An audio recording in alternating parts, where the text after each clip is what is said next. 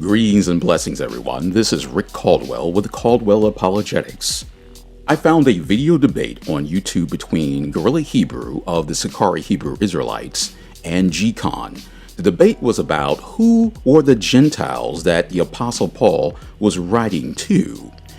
And in the debate, there was a segment in which the question about the identity of the heathen mentioned in Galatians chapter 3, verse 8 was dealt with. Grla Hebrew made some comments as to the identity of the heathen, and I want to take a few minutes just to review those comments. Enjoy. Okay. It says, and the scripture foreseeing that God would justify the heathen through faith, preached before the gospel unto Abraham, saying, in thee shall all nations be blessed. Now, according to that verse, who is the heathen? I'm gonna show you. Can I do my screen share? Yes, sir. All right, if you pull that up. Hold on, I gotta try to share it. Hold on. All right, what verse is that? Galatians 3 and 8. You can see it now? Yeah, we can see it. Oh, my fault. I didn't know. I was getting everything right. Okay, so this is it, right? Pay careful attention to the highlighted Greek words. We'll come back to these words later. And the scripture foreseeing that God would justify the heathen through faith preached before the gospel of Abraham, saying, in thee all nations should be blessed, right? So they'll say that this heathen means not an Israelite, right? So this is the first thing we have to understand. This is the word for heathen right there, right? And it's ethnos, right? So watch this. Let's quickly take note that the word heathen can be used either as a plural or a singular. So the word heathen by itself could actually be a plural, and that's a valid use of the word. Let's type in this here in the English to Greek, right? Nation, ethnos. This is ethnos in the Greek. It's nation.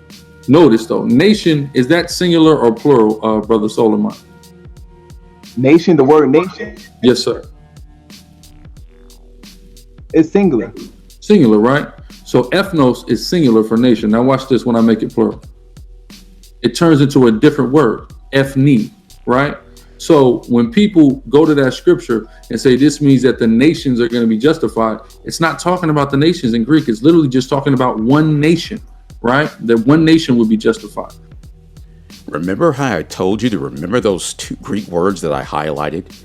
It's very important that we remember those words because I present them here, and as we can clearly see, that the argument that Grla Hebrew is making doesn't hold water because the Greek text is showing the words ethne, not ethnos, which demonstrates that it's talking about nations, plural, not nation, singular.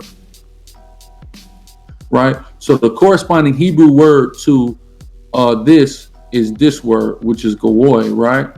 And we see it used in different contexts, right? We see it Gentiles, nations, right? But watch this. What's a good one here? Many nations. Right here. So this is Genesis 25 and 23, and this is in reference to Jacob and Esau, right? And it says, and the Lord said unto her, two nations are in thy womb, right? Two nations are in thy womb. So we see here, if two nations are in the womb, one of those nations is what? Jacob. So this same word is used in reference to Jacob.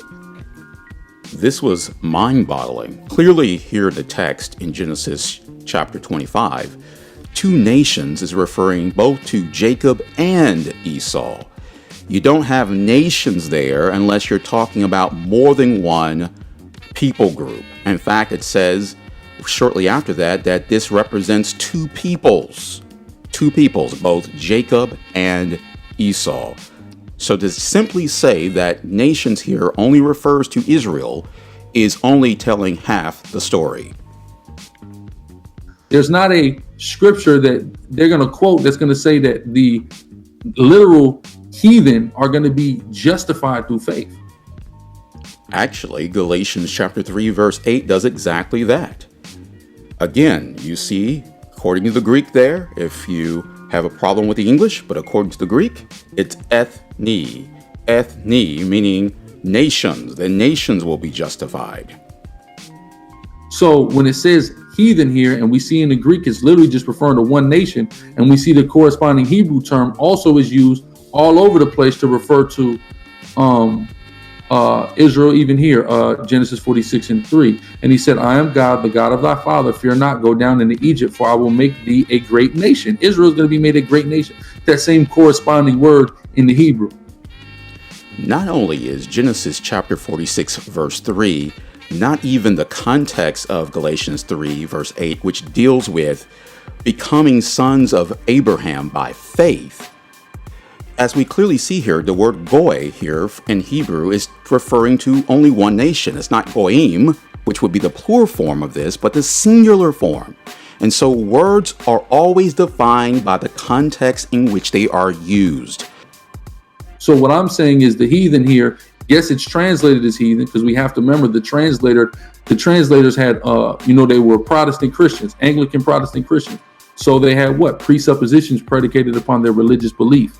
So certain things will come here in the translation, which is why it's important for us to take a look at the Greek and the Hebrew that it was written in.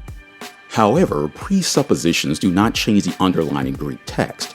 What the really Hebrew would need to show and demonstrate is that the original text was somehow altered or changed, a textual variant, something in the manuscripts that actually show the conclusions that he's trying to make. However, we know that the King James Bible was translated from the Textus Receptus, the Greek New Testament from Beza, Stephanus, and Erasmus. And each of those editions, the word there is ethne, not ethnos.